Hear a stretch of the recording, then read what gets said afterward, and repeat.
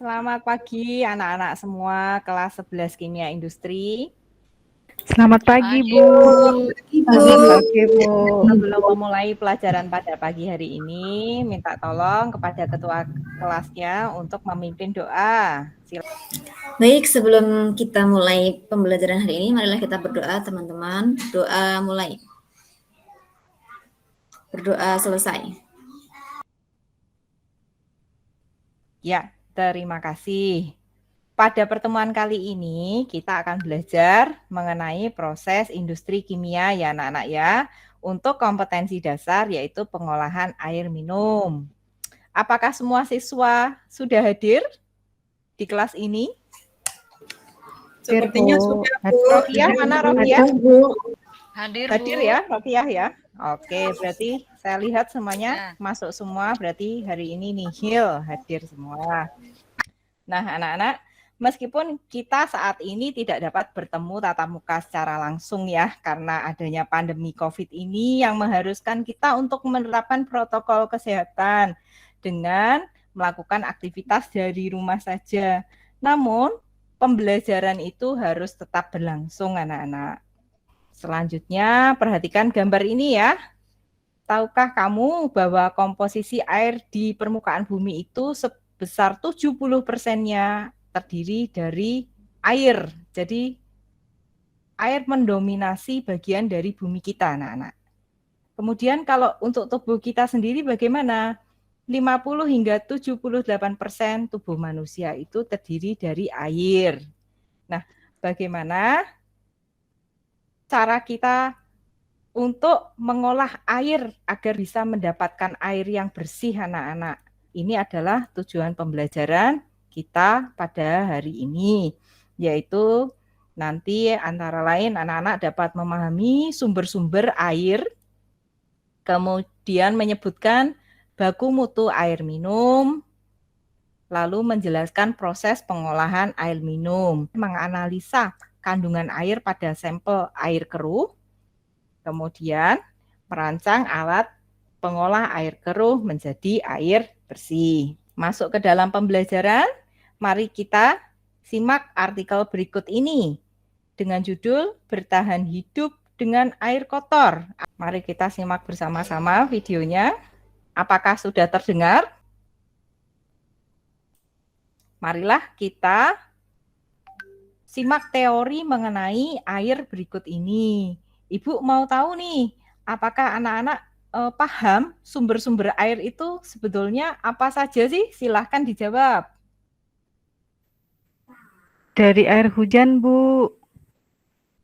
Setelah ini, silahkan nanti anak-anak bergabung di dalam kelompok kecil dengan pembagian kelompok 1 hingga 4. Absen 4 itu adalah kelompok 1, kelompok 2 pembagiannya absen 5 dan hingga 8 dan seterusnya. Kemudian nanti anak-anak bisa untuk mencari informasi ya dari berbagai referensi dengan durasi waktu 30 menit. Kemudian nanti kalian berdiskusi setelah ini. Ya, 30 menit sudah berakhir. Bagaimana ini anak-anak? Sudah selesai ya diskusinya ya? Bu, Ika minta untuk Bu.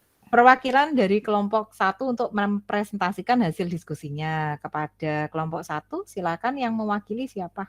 Bu, ini hasil diskusi kelompok 2, Bu. Ini mewakili teman-teman. Ini untuk yang parameter mulai dari warna ini, dari hasil analisanya adalah hasilnya keruh, Bu. Kimiawinya itu kesadarannya masih tinggi, Bu. Begitu, Ya, Bu, untuk diskusi kelompok 2. Jadi dari kelompok 1 dan kelompok 2 bisa disimpulkan bahwa analisis air tersebut tidak memenuhi standar ya, baik secara fisik, kimia, dan biologi ya. Ternyata anak-anak bisa membuktikan bahwa dengan kreativitas kalian itu bisa membuat sebuah rancangan alat yang bermanfaat ya. Tentunya untuk kelompok 1, kelompok 2 dan kelompok lainnya pasti mempunyai kelebihan dan kelemahan dalam masing-masing rancangannya. Jadi aktivitas mengisi LKPD kita hari ini sudah selesai. Nanti hasilnya bisa dikumpulkan ya anak-anak ya. Kemudian, marilah kita simpulkan dari aktivitas mengisi LKPD pada hari ini. Silahkan, Mbak Woro ini angkat tangan, mau menyimpulkan. Monggo Mbak, saya beri kesempatan. Ya Bu, jadi dari mengerjakan LKPD dan pembelajaran hari ini, kesimpulannya kita bisa menganalisis kandungan yang terdapat dalam air keruh. Kemudian ternyata banyak rancangan alat pengolahan air sederhana yang Iya. Terima kasih kepada Mbak Woro.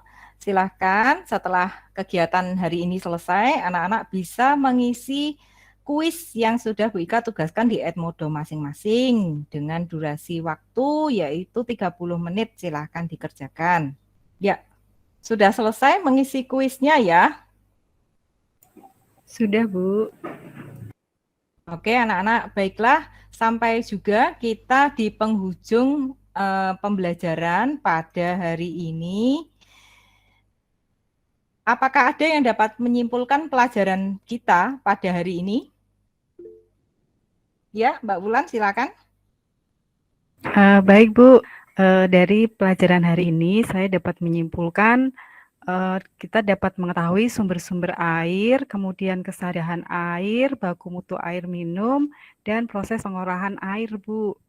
Ya, betul sekali apa yang disampaikan oleh Mbak Wulan.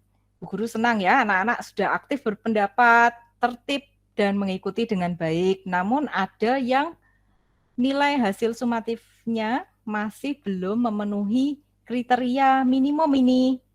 Mbak Rokiah ini, ada kesulitan apa ini Mbak Rokiah?